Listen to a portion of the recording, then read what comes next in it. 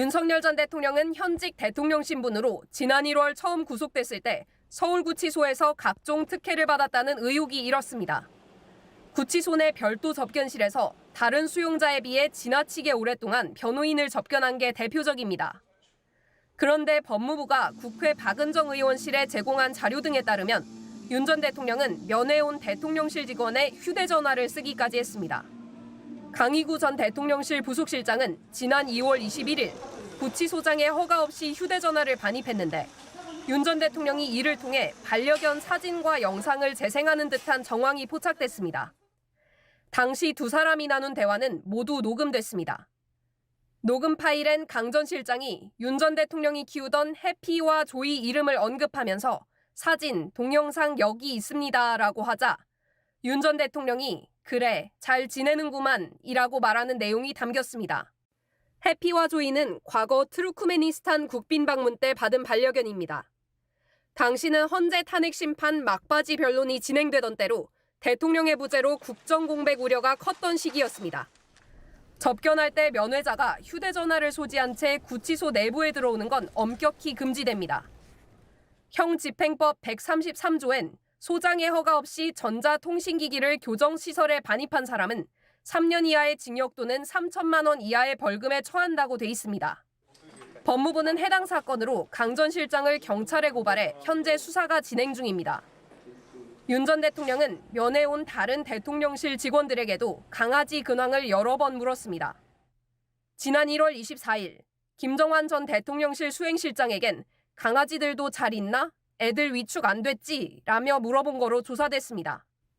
또 여기 음식도 괜찮고 교도관들이 잘해줘서 큰 불편이 없다고 말한 것으로도 파악됐습니다.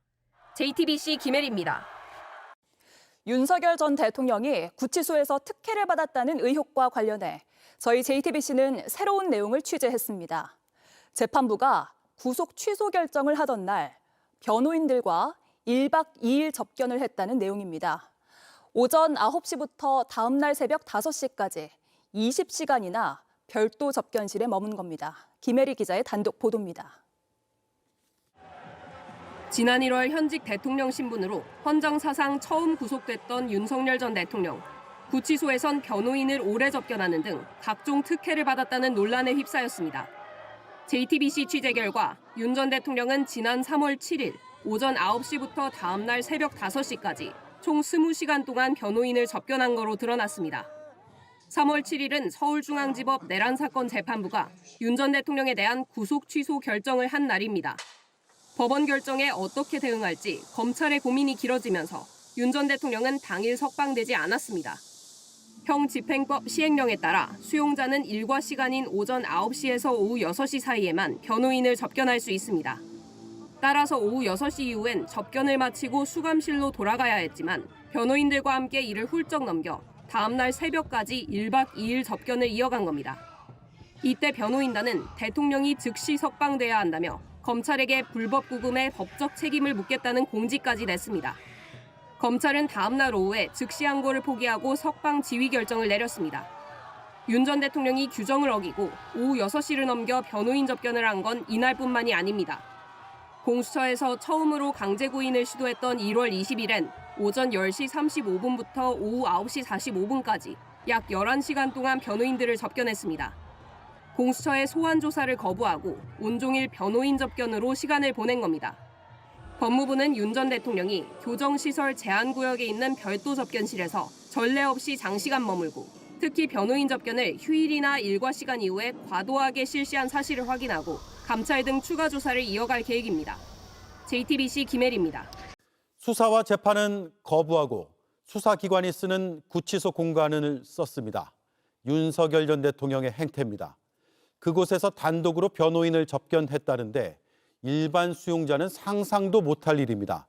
휴대전화를 반입한 정황도 드러났습니다. 법무부는 단독 접견실 이용을 금지시켰습니다. 정수아 기자가 보도합니다.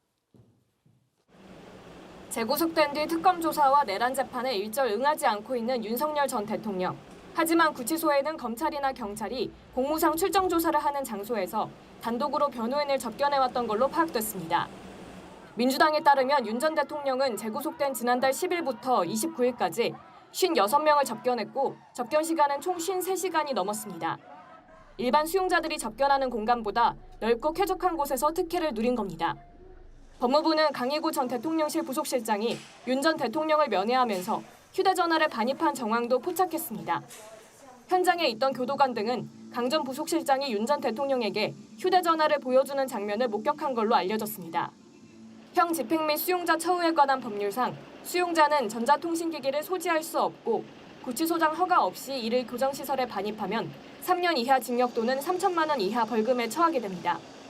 법무부는 구치소장이 허가 없이 편의를 제공하는 게 불가능하다 보고 윤 전 대통령이 수감된 서울구치소 소장을 전격 교체했습니다. 정성호 법무부 장관은 윤석열 피의자는 앞으로 변호인 접견 시에도 일반 수감자와 동일하게 일반 접견실을 사용해야 한다 밝혔습니다. 법무부는 또 다른 특혜는 없었는지 진상을 조사하고 있습니다. JTBC 정수아입니다.